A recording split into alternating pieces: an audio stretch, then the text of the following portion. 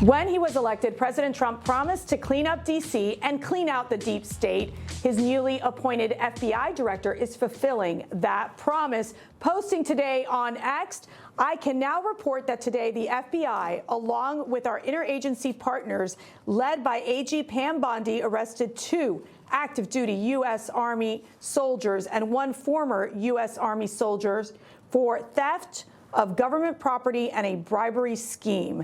Attorney General Pam Bondi went on to say the defendants arrested today are accused of betraying our country, actively working to weaken America's defense capabilities and empowering our adversaries in China.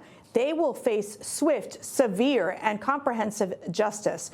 The soldiers were alleged to have conspired with each other to surreptitiously gather sensitive military information related to the United States Army's operational capabilities, including technical manuals and other sensitive information, and transmitted this information in return for money. I mean, Luke, these are very serious charges. I think you're saying that Kash Patel and Pam Bondi are very focused on really trying to get the criminals instead of like putting the pro-lifers in jail. Amazing what you can uncover if you direct the resources towards actual criminals instead of putting it towards a lot of trespassers in the Capitol on the January 6 charges. And so I hope we get back to these missions that the FBI, the Department of Justice, are supposed to be doing, not a political organization, because for too long we've had 3 major political parties in the United States, the RNC, the DNC, and the FBI.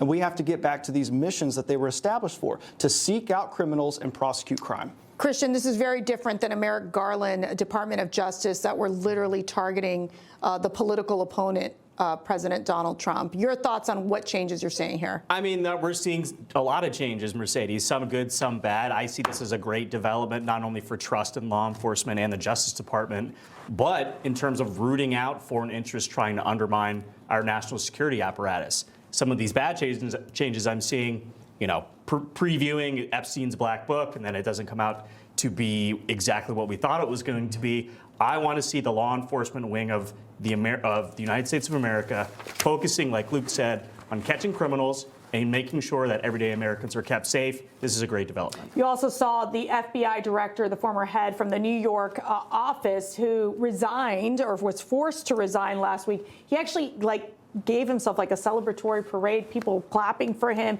This is a guy. Let's take a listen here.